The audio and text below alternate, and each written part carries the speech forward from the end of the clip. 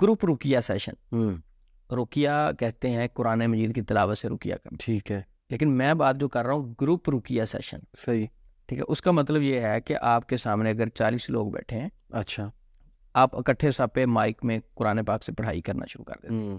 ان میں سے اگر 10 اوریجنل جادو جنات کے پیشنٹ ہیں، وہ چیخیں مارتے ہیں، جی، شور مچاتے ہیں کیونکہ وہ قرآن نہیں سن سکتے. صحیح، اب وہ 30 لوگوں کے نفسیات پر ایسا زبردست اثر ہوتا ہے کہ دوبارہ وہ اس مرض سے نہیں نکلتے، وہ 10 لوگوں کو آرام آ جاتا ہے، لیکن یہ 30 لوگ بیچارے گھومتے رہتے ہیں، وہ سمجھتے ہیں ہمارے اوپر جادو ہے، وہ ان کے سب کانشیس میں ساری چیزیں سیو ہو جاتی ہیں. صحیح صحیح صحیح، ٹھیک ہے. اب کٹھے رقیہ بہت اچھی چیز ہے، صحیح، قرآن پاک تھراپی ہے، اور میں نے بے شمار لوگوں کا علاج کیا، اس سے شفا ملتی ہے. جی، لیکن ادعو الی سبیل ربک بالحکمت، دین کی دعوت بھی حکمت سے دینی ہے. اگر اس سے علاج کرنا وہ حکمت سے کرنا ہے. بالکل ٹھیک، تو اگر آپ کہیں کہ اچھا اگر گروپ رقیہ سیشن نہیں کرنا چاہیے، وہ تو قرآن ہے، پھر کیا کیسے کرنا چاہیے؟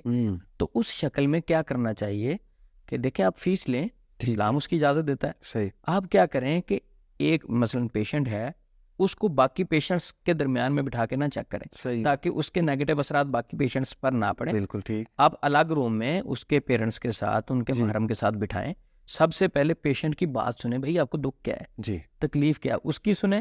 پھر اس کے اوپر اکیلے رقیہ کریں. اگر وہ پیشنٹ چیخیں مارتا ہے، اگر اس کی حالت خراب ہوتی، کم از کم وہ اس کی حد تک رہتی ہے، وہ باقی 49 لوگ ہیں، 40 لوگ ہیں، 20-30 لوگ ہیں، ان کے نفسیات پر اثر نہیں ہوتا. دیکھیں نا، کامن سینس ہے، ڈاکٹر سرجری الگ روم میں لچھا کر کرتے ہیں. اگر وہ سب کے سامنے سرجری کرنے لگ جائیں گے تو وہ اگلے کہیں گے ہم سرجری نہیں کرائیں گے، بے ہوش کر کے سرجری کرتے. بالکل، آپ نے بہت زبردست مثال دی کہ اگر کوئی آپریٹ کر رہا ہے، وہ ہمارے سامنے کوئی آپریٹ کر دے، ہم تو ہاسپٹل کے آگے سے نہ گزر کر دیں. بالکل، تو یہ بڑے آپریشن سب کے سامنے کری جا رہے ہیں. بالکل، تو مقصد یہ ہے کہ گروپ رقیہ سے اچھی کوئی چیز نہیں. علاج میں رقیہ شرعی چیز ہے، قرآن سے علاج کرنا شریعت نے اجازت دی ہے، لیکن اس کو جو اپلائی کرنا ہے وہ حکمت کے ساتھ کریں.